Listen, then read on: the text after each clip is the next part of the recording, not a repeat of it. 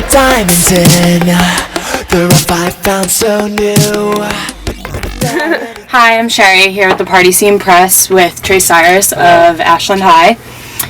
So what's it like being out on the road again after almost 2-year break from touring? It's exciting. It took a lot of time for me to get back here, so I don't know. I think if I would have gone back like even a year ago or even like 6 months ago, it would have been the right time.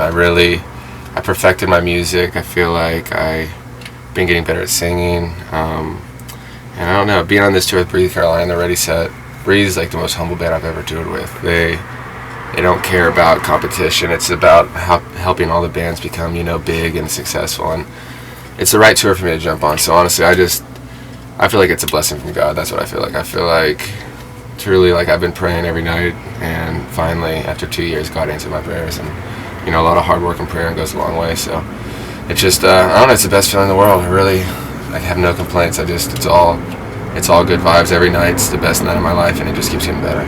So you think that the fan response is definitely positive to your new sound and your new music? Because it's definitely a stray from Metro Station, but still kind of pop. And I think that the reaction's way better than it ever was with Metro Station in our beginning days. It took Metro Station, I feel like, at least a year or so to start having some like crazy shows. And when people don't know the words to your songs, mostly they can't get into it. And with these songs, no one does know the words. That's just the truth, and I can admit that. Every show, there's maybe like 1 or 2 girls singing along to every song, but everyone, like the crowd participation, everyone does everything I tell them. If we jump, I tell them to dance with me, it's like they dance with me. It's everyone. They don't know who Ashland High is until I step on that stage, but I can tell that like they want to know the words so badly, and I know the tour after this, it'll be totally different. People. The album's obviously online for free. People are going to learn about all the songs, and I have new music coming too. I'm going to do an in-store album soon, so it's only going to grow. The main point of this tour is just to let people know I'm not in Metro Station, I guess. Yeah. So this is kind of your debut album, but we're definitely going to see an in-store hard copy album out there. Yeah. Like I'll be doing Ashland High till the day I die. Like this isn't just a side project like a lot of people think it is.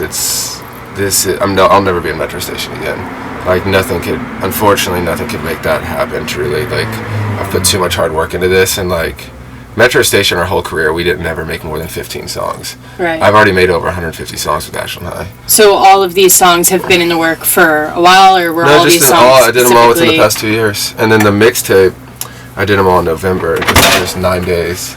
So okay. Yeah, it's a lot of hard work, but it's not easy doing these songs by myself. I have producers that help me, but still it's like this is completely my vision and, my words and my lyrics and the things that I feel. It's not a band anymore, and that's just the truth. And, some people can hate it or love it, but I feel free to express myself with no criticism from anyone else, and I enjoy that.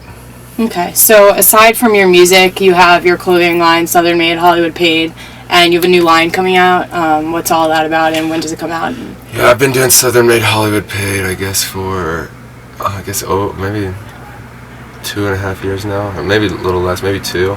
I guess I started right after Metro Station, got off tour, and we have the new line coming out on 4/20, and it's called High as Fuck. Yeah, and it's just honestly all weed related. It's just kind of, obviously 4/20 is a big like smoking weed holiday, but I don't know. It's not supposed to be a bad thing. I know a lot of kids' parents won't let them buy it. I'm just trying to. I hope to be one of those artists that can let the world know that like herb and sativa and indica is it's good for your body. Actually, like it's good for the mind, and so that's why I'm trying to like promote it more. Kind of put a more positive spin on something that's viewed. No, exactly. So the whole line is weed related, and we already know we're not going to make money off of it, really. I've released a weed shirt in the past on 4/20, and truly we sold like 3 shirts. Mm-hmm. But I don't care about making money ever. Like, that's never what I care about.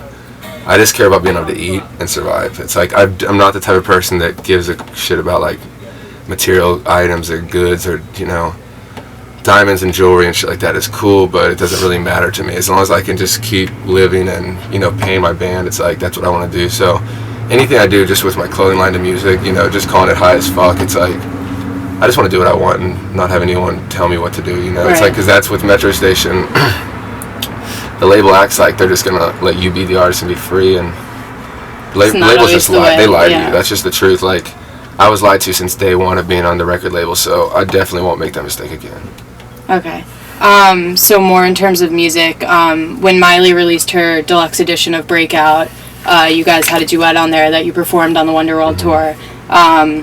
Is there any future of you and Miley releasing any more music together, or? We already made a song for Ashland High. I worked on a song with my producers, the Lost Boys from Canada, and excuse me. It took me a while to get Miley in the studio. She's so busy, and luckily it worked out one day. I was in Santa Monica, California. She was in Venice, which is right down the street, and she was like, "Do you still want to do that song?" And I happened to be at the studio, so we made a song together, and it's called "Shot in the Dark." And I'll definitely release it one day. I've talked about it in a few interviews, a couple, but people are honestly bugging me about it so much. At this point, I kind of don't want to release it. I swear, it's like,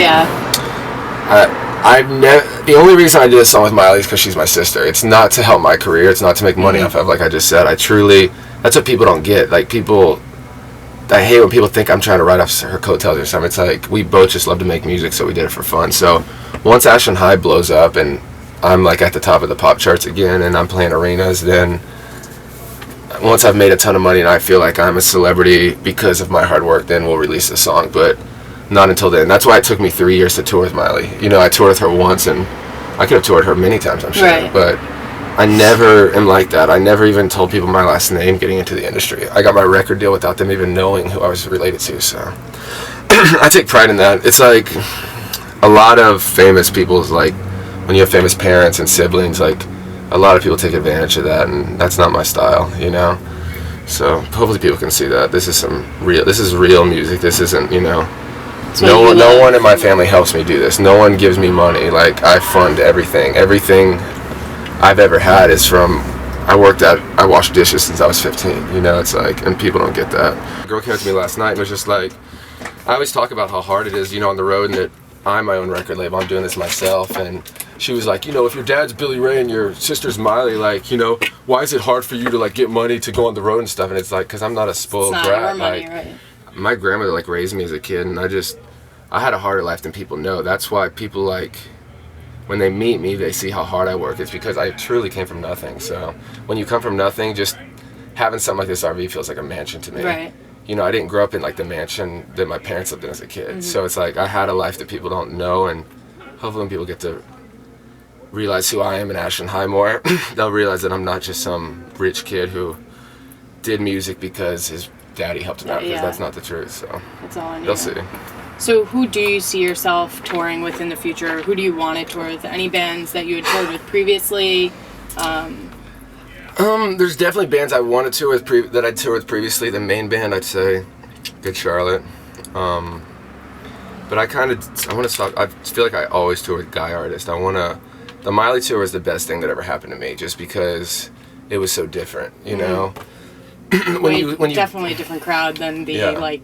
But I like that. I like a challenge, and I like winning over the audience. Truly, like, these shows, I go out on stage, and the kids, they immediately know who I am. So I of course have to work hard to get them into the show, but still, they're like, that's Trace Cyrus. So immediately they want to have my respect, so they jump up and down, they have a good time. But at the Miley tour, it's moms and daughters, and you know, I not only do I have to win over the kids at a show like that, I have to win over the parents, because if the parents don't leave liking me, then they're never going to buy a t-shirt or CD or anything for their kids or come see me ever again. So it really is pointless. So, you know, every time I walked down that stage on the Miley tour, it was like people were shocked by it, but I think most of them left loving me. Definitely, we got like bad emails saying people hated me being on that tour, but that's going to happen. So that's why I'm trying to tour just females after this. I want to tour like Kesha. I want to tour with Katy Perry. I can see a Kesha tour. I want to play with Lady Gaga again. Me and Metro Station played with her several times, and she's so sweet, and she always said like really nice things about me.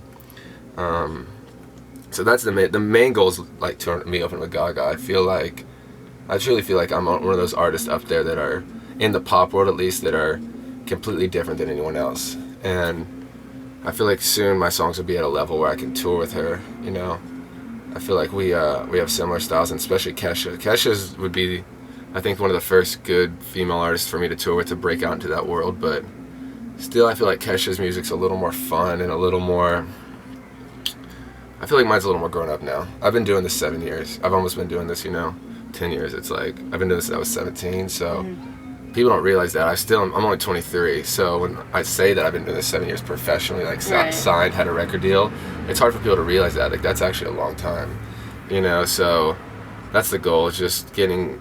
I'm not trying to play these little clubs forever. They're awesome, but I wouldn't do this music if I wasn't trying to get it to as many listeners as possible. And if I don't achieve that, it's fine. I'll keep doing it, but that has to be everyone's goal. If you're not shooting for that, like, I'm not trying to be some hipster dude who, you know, is trying to be cool. Like, I'm truly trying to be mainstream. It's like, because there's no one like me out there, and it'd be cool, like I said, to prove people wrong. It's a challenge. That, so. like, one image isn't everything, and No, that's exactly. not mainstream. I truly feel like, I'm not trying to sound cocky, but like I said, I don't think there's another male artist like me, and I think I'm one of those people that, like, 100 years from now, people will still remember who Trace Cyrus is as, like, an icon. And that's the thing. These days, I never consider myself a good singer or anything. It's like, I'm an entertainer, and I know how to talk to the fans and the kids. Like, I can relate to them because I've been through shit. So, you know, I think that's almost more important than how well you can sing or anything. But still, at the end of the day, it's how you can entertain the kids and how well you can write songs. And like I said, I've made 150 songs, and not all of them are great, but I truly feel like now my music is great. Like, if you don't think my music's cool, if someone doesn't, then I immediately just don't think you're cool. Because, like, that's just the truth. Because, like, I've worked too hard at this, and I know my music's the shit. Like, that's just the truth. So, and like I said, it's another thing where I'm not trying to sound cocky, but I wouldn't do this if I didn't think it was something. I truly think I'm one of the best artists out there, because I know the amount of work I put into it. This, it consumes all my time, 24/7. I have no life outside of this, so. You know, I hope people can see that and respect it, and, you know, I hope I get to tour with all those artists that I want to. It's like, it's something to strive for, but I think it's not unreachable. You know, It definitely can happen. I'm sure you probably have a bunch of answers to this question, but what is your most, I guess, favorite or most meaningful tattoo that you have? Yes, a lot of the ones on my face mean a lot. You know, I have Ashland on the side, which is my hometown, which, you know, that's why I named my band that. I have SMHP up here, which is my clothing line. Which stands for Southern Made Hollywood Paid, which anything I get, I try to have it either do with, like, religion, it's my heritage, like, coming from the South, or basically, like, my family, mainly my dad. So even the Tennessee, like I said, I'm very proud of just being from the South. The Tennessee, I have my little eagle, I have my feathers, which I just got those from my dad as well. We used to, like, on our farm, go search for these, like, red-tailed hawk feathers, and if he found one, he'd bring it to me. If I found one, I'd give it to him. So that's why I got the feathers. The two just kind of represents me and him together, you know. He took me in when I was a kid, so I always feel like I kind of have to show ways to be grateful, because he did a lot for me. And then the anchor I got, I did that with Brenda. We got matching tattoos. And then, you know, just the cross for, like I said, another religious thing. And then just all the tattoos I have for my pretty much like all the important ones. The face ones mainly just because I'm not going to obviously get some on my face unless it truly means a lot to me, because that's, like, crazy. You know, the only one I kind of got randomly was the anchor, and like I said, I was just with my girl at the time, and we were trying to match. And, you know, I have a lot for my dad. I have, you know, Geronimo on my hand and on my back, which to me it just represents my relationship with my dad. We're very into Native American culture and stuff like that, and so I have, like, my feathers right here with Dad and the bead. This is, like, the red-tailed hawk feather I was telling you about that we went, like, that we'd search for on the farm. So I have a lot of stuff. I have the full Geronimo back piece. My dad has the matching Geronimo on his forearm. So all those tattoos probably mean the most to me. The ones I definitely have tattoos that, like, on my arms here and here, that I just got when I was, like, 18. And I wouldn't say I regret them, but if I could do them again, I definitely probably would have done something different. But I love my tattoos. I would never change. I would never get some removed or anything. It's like I'm just gonna keep moving forward with it. But definitely have a lot to keep up with, and a lot of favorite ones. But I'm lucky, you know. I have some good ones. So my artist is Chris Garcia. So if you guys are online, check him out. We live on borrowed time, but we just want that overload. We're going fucking up. Is it the valley up? But we just want that overload. Shaking and breaking out of our skin right now. Senses exploding, we're still